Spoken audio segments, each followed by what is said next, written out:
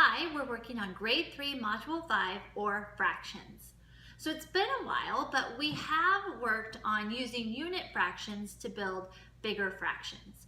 But all of the fractions that we built were less than 1. They were less than 1 whole. Now we're going to use that same method, but our fractions are going to be bigger than 1. We do the exact same thing, we just do it more often to make bigger fractions. Let's take a look. Okay, we can add blank to make fractions greater than 1. We can add unit fractions, just like we did before. So we can add unit fractions to make fractions greater than 1. When we have fractions greater than 1, we will have more than 1 whole. So it makes sense, if we're adding up more than 1, we'll have the 1 and then we'll have some more stuff. Okay, so when we have fractions greater than 1, we will have more than 1 whole. W-H-O-L-E. The denominator will be the number of parts in 1 whole. We talked about this a few lessons ago, that the denominator doesn't change. So if my one shape has 4 pieces in it, 4 parts in it, the denominator will always be 4, no matter how many of that shape I have. The denominator doesn't change. So the denominator will be the number of parts in 1 whole. The numerator will be the number of blank that are shaded, the number of parts.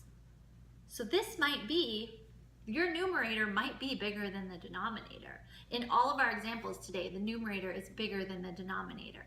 And that's because the numerator shows how many pieces are colored in, shaded in, and the denominator shows how many parts there are in 1 whole. Okay, let's look at our example here. So you see we have a pentagon broken up into 5 pieces. So our unit fractions are going to be 1/5. And again, our tape diagrams have been prepared for us with just the right number of boxes. You will see that I have 8 parts shaded in. So my tape diagram has 8 boxes. I put 1/5 in each box. If I put all those together, I get 8/5. That goes on the top.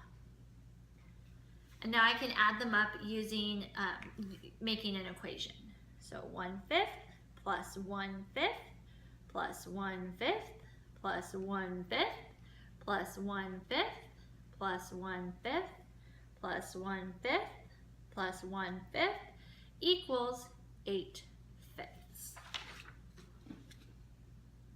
Okay, now some of you might be saying, okay, I see that it's 8/5, but I also see that it's 1, the whole number 1, and then 3/5.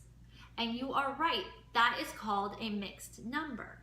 And we don't tackle those in 3rd grade, but in 4th grade, you will write this both as 8/5 and as 1 3/5. So if you want to get started doing that now, you are more than welcome. Just make sure you show it both ways. All right, our next shape is a triangle and it has 3 parts in it. So that's thirds, or 1/3 plus 1/3 plus 1/3. So I have 4 thirds. And I can write that on the tape diagram and in the equation.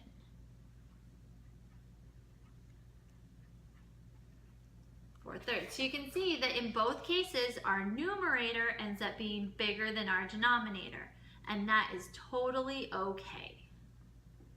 Okay, that's it for me. It's time to work on your output page. I'll see you next time.